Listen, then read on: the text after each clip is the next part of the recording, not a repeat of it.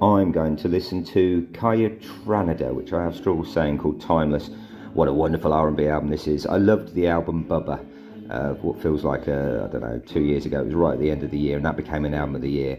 I don't know if this is quite that good, but it's really, really good, and I recommend, even if you don't listen to a lot of R&B, this is one that you might well like.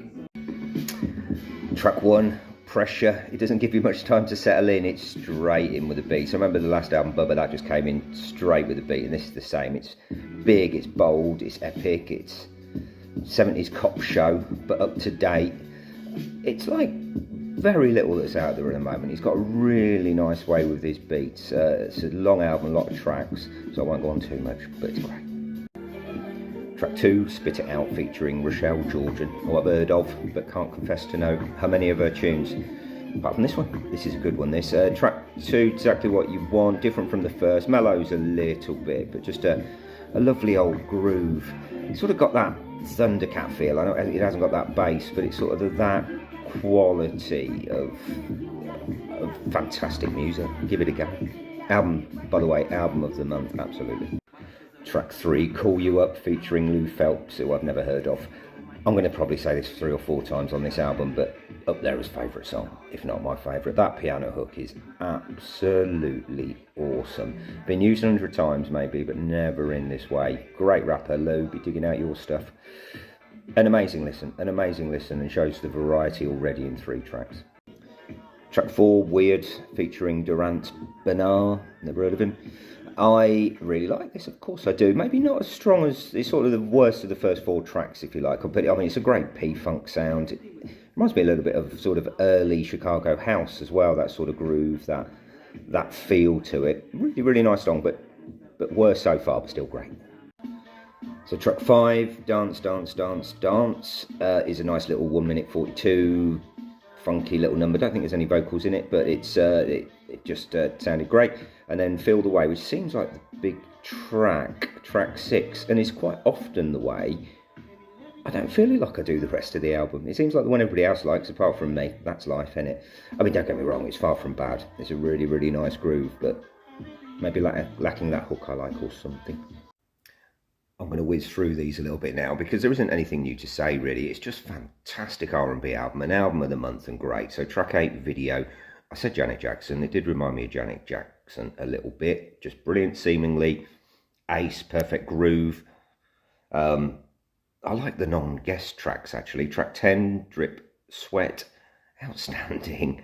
The album's on a real roll now, and I love the funky drummer beat in the background. It's not scared to do anything again. Kendrick springs to mind in the quality.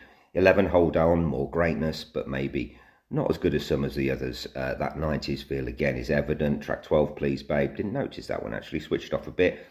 Track 13, Stepped On, snap back in with what is a fantastic snare sound. Album a bit long, all beautiful, but a bit long. I needed to do a quick summary. Track 14, More Than a Little Bit More, featuring Tinashe. Also good. It's background music, I think. That's why it's sort of difficult to review, because it all blends into such a wonderful oneness that nothing really stands out, but you can't, it's not a negative. It really isn't. It's sort of my kind of background music.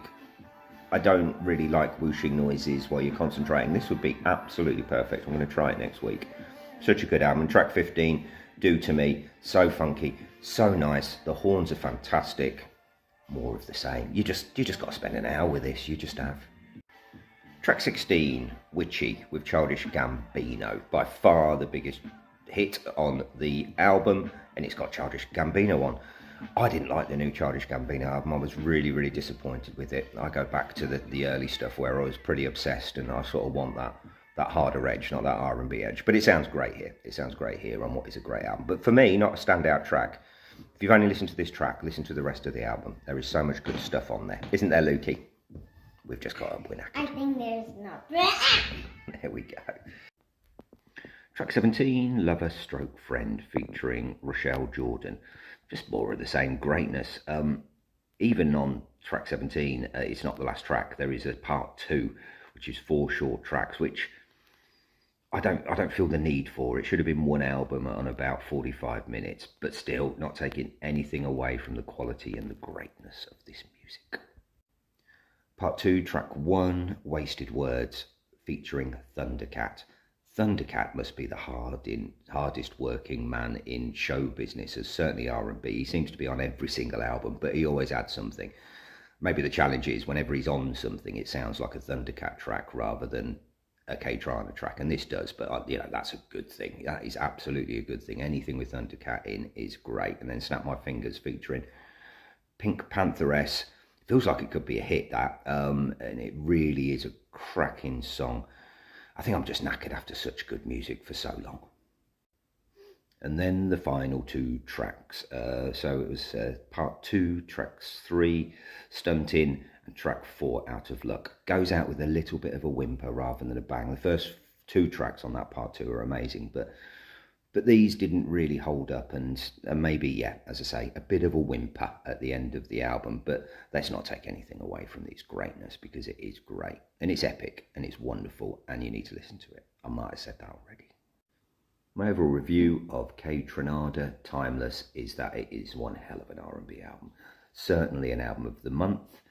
Maybe not an album of the year. I do prefer Bubba, which came out, which is a bit shorter, sharper.